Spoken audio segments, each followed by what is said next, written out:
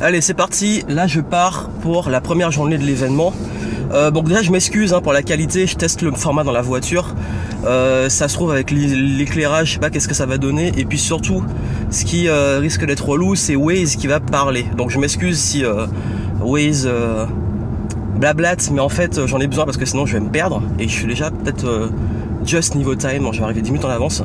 Et donc je voulais vous parler en fait de cet événement, notamment ici, pour commencer, la différence entre le marketing à l'américaine et le marketing à la française. Parce que c'est vrai que souvent, on a tendance à dire qu'il faut se former aux États-Unis, mais la grosse erreur qu'on fait, en fait, c'est de exporter directement de façon brute le marketing américain sur le marché français. Et là, en fait, je me forme pour voir un petit peu les tendances, sachant que très souvent, en fait, les tendances qu'on voit ici sont les tendances qui arrivent après en France. Parce qu'il y a souvent un petit retard, en fait. Mais le gros souci, c'est que, alors là, hop, ce carrefour-là un petit peu dangereux, hop, c'est bon. Et en fait, le gros souci, et la pire erreur à faire, en fait, c'est d'accélération. Ça, c'est l'avantage de la Mustang. Dans ces endroits-là, c'est délicat. Voilà, donc comme je disais, donc le plus dur est fait. Comme je disais, en fait, le plus délicat, en fait, c'est que quand vous mettez ça sur le marché français, c'est que les Américains sont quand même très agressifs et décomplexés avec le marketing. Je vais vous donner des exemples, c'est que là, à peine inscrit à l'événement, je vous ai montré dans la vidéo précédente tous les goodies qu'ils m'ont donné. Et ils ont donné plein de goodies du genre, il y avait donc des petits trucs, il y avait du baume à lèvres, des trucs pour se laver les mains, donc voilà, c'est un peu cheap comme goodies. Mais surtout, et ça c'est le pire je crois, c'est qu'ils ont donné 10 000 papiers qui sont je crois les trucs des speakers, qui sont en fait des documents que purement marketing, où ils vous vendent encore des trucs. Et surtout, à peine arrivé à l'événement, on n'a même pas commencé, c'est juste les préinscriptions, on vous vend déjà les inscriptions pour les prochaines sessions. Donc vous voyez que ça va assez vite ici. En fait, eux, ils sont décomplexés, ils vous vendent. Vous faites ça en France, vous vous faites défoncer. Pourquoi? Parce que en fait, en France, c'est vrai que les gens n'aiment pas trop qu'on leur vende des trucs. En marketing, ils sont plus décomplexés avec ça.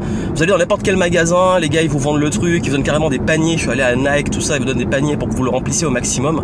Et vous faites ça en France, ce sera très mal vu. Donc, faut faire attention un petit peu sur les mentalités et le rapport à l'argent et au marketing. En revanche, le gros avantage du marketing américain, et comme c'est décomplexé, c'est que vous voyez un petit peu les tendances qui mettent parfois 2, 3, 4 ans. Bon, ça s'est réduit un peu maintenant, arrivé en France. Je sais que quand j'étais en 2011, j'étais en Martinique. J'étais retourné en Martinique et ensuite j'ai fait mon stage de fin d'études en Amérique du Nord, au Canada et aux États-Unis.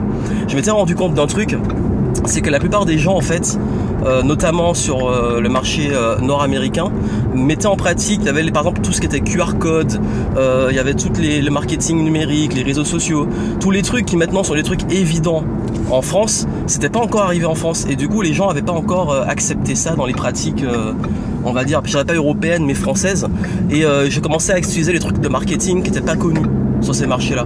Et c'est ce qui fait en fait que c'est important aussi d'aller, parce que beaucoup me disent est-ce qu'il faut par exemple se former en anglais, etc. Je pense, par exemple tous les tunnels de vente, tout ça, là c'est l'événement dans lequel je suis, c'est vraiment axé sur les tunnels de vente. Il n'y a pas à dire, les mecs sont quand même hyper avancés, et surtout les mecs sont hyper pointus. Notamment, je vais vous dire un truc. Parce que là c'est un événement sur le funnel hacking. C'est les funnels, pour ceux qui savent pas, c'est comment mettre en place des tunnels de vente. Un tunnel de vente, ça se base sur juste les bases du marketing. Quel que soit, que ça soit en ligne ou hors ligne, le marketing c'est quoi? C'est attirer, donc le trafic, la visibilité, etc. Ensuite fédérer, donc avoir une communauté, transformer des inconnus en prospects. Et ensuite transformer ces prospects en clients. Donc ça c'est la conversion, convertir. Donc en fait c'est attirer, convertir, et ensuite une fois qu'il est client, bien entendu, fidéliser, faire un client revenir au maximum. Donc c'est ça en fait. Et un tunnel de vente, c'est le but, c'est de ça, c'est que vous avez du trafic en ligne, ça peut être de la publicité, du contenu, etc. qui amène sur les tunnels de vente. Donc généralement c'est une page de capture, une inscription en webinar, un truc, une inscription, ce qu'on appelle un lead, qui va amener ensuite derrière à une vente vers un produit d'information, un produit numérique, parce que les tunnels, l'avantage c'est que, notamment les funnels, c'est de les automatiser.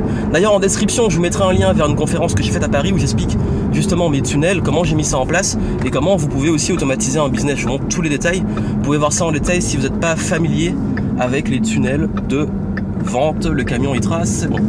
Et tout ça pour vous dire en fait que la grosse différence va se situer sur l'agressivité du marketing, sur le fait qu'en France vous allez devoir être plus souple, plus subtil parfois. Bon, il y en a qui sont en mode gros bourrin, ça marche aussi, hein, ça dépend des domaines, mais l'idée c'est que si vous voulez vraiment appliquer du marketing américain sur la francophonie, l'avantage de la langue anglaise, c'est que par exemple, je vais vous donner un exemple. the one page webinar, un webinar en one page, ou the one page funnel, ou voilà, les trucs comme ça. En fait, les mots sont tellement simples qu'en anglais, en fait, on peut utiliser des accroches en copywriting. Le copywriting, c'est l'art d'écrire des accroches qui vendent, des textes qui vendent. Et en fait, le copywriting en US, c'est plus facile. Parfois, je sais ce que je voudrais dire pour vendre un truc, mais en français, les phrases sont plus longues, plus complexes. C'est ça qui fait la richesse de la langue. Mais c'est ça qui fait aussi que le marketing est complètement différent. Si je vous dis, je sais pas... la page A4 webinar, ça va faire un peu bizarre quoi. Il faut que je fasse un truc plus subtil, genre votre webinar automatisé sur une page, enfin je sais pas, un truc comme ça. Mais c'est ça, pour ça que c'est un petit peu différent en termes de pratique. Mais bon, si vous voulez retenir un truc, et là je vais bientôt arriver, c'est avant tout, si vous voulez vraiment maîtriser le marketing américain transposé à la France, prenez les grands concepts, prenez les idées, prenez les tunnels, les modèles, etc. Mais quoi qu'il arrive, adaptez-le à la mentalité française. Et d'ailleurs, c'est ce qu'on apprend en marketing. C'est que quand, par exemple, j'étais en école de commerce, qu'on apprenait le marketing international, on apprenait la négociation internationale, le premier truc qu'on apprenait, c'était les cultures des pays. Parce que par exemple, une marque qui s'importe dans un autre pays va savoir s'adapter aux coutumes, à la culture, à la mentalité, pour que le marketing, parce que souvent ça va être un peu différent. Donc c'est là aussi, il faut être un petit peu plus malin, parce que la grosse erreur, la pire erreur que beaucoup font, c'est qu'ils prennent le truc, copier-coller, boum, et ça marche pas quoi. Donc voilà, donc c'était la première chose que je partageais avec vous sur les subtilités. Et puis moi je vais pas tarder à arriver à l'événement, et puis ce que je fais, c'est qu'on se retrouve ce soir et je vous dirai comment ça va se passer. La première partie de l'événement va être beaucoup axée sur le networking, donc faut savoir comment je vais faire. Là je vais plus faire peut-être des contacts aux States, des trucs comme ça, voir aussi qui est là de l'étranger, il va y avoir des Européens, je sais pas trop. Et puis derrière pouvoir profiter un peu parce que aujourd'hui c'est plus axé networking, rencontre, ouverture de l'événement. Et à la fin, ça va plus être axé sur le conférence business. C'est là où je vais beaucoup gratter, prendre des notes. Et puis, je partagerai avec vous les grandes tendances qui ressortent, enfin, moi, ce que j'ai retenu et ce qui peut être intéressant, notamment sur le marché US. Et puis, je vous dirai, moi, comment vous pouvez l'appliquer au marketing francophone. Parce que c'est ce que je fais depuis le début.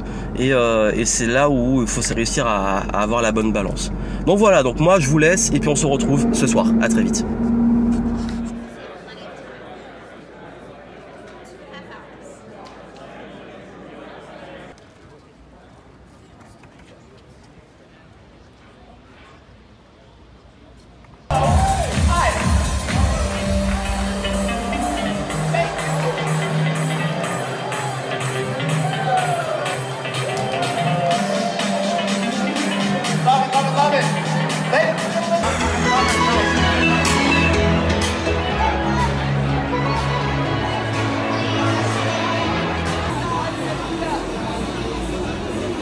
Et voilà, on y est.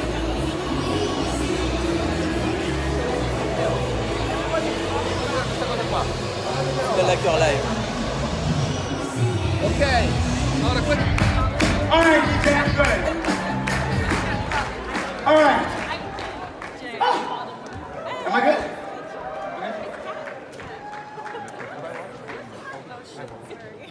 Okay. Have a seat. The foundation. A funnel is what builds your business now. I don't think there's a business alive that this would not be transformed by. As soon as you walk into the hotel, you just feel this overwhelming energy. One thing I can say about Funnel Hacking Live, I know this is going to be one of those hub spots where leaders in our industry come together, where the gurus all come together. All of these people are hustlers. Everybody is working on something. So there's this camaraderie that you can't...